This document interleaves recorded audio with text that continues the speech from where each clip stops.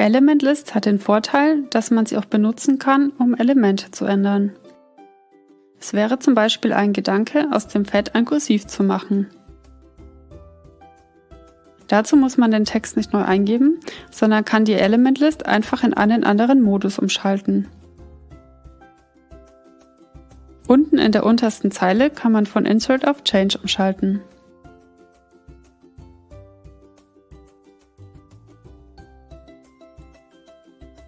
Dann tauchen in der Liste plötzlich die Elemente auf, die man in Fett umwandeln könnte, zum Beispiel kursiv. Ich wiederhole es an einer anderen Stelle.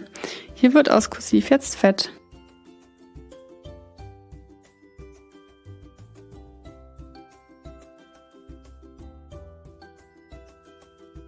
Das sind die beiden Arbeitsmodi der Element List.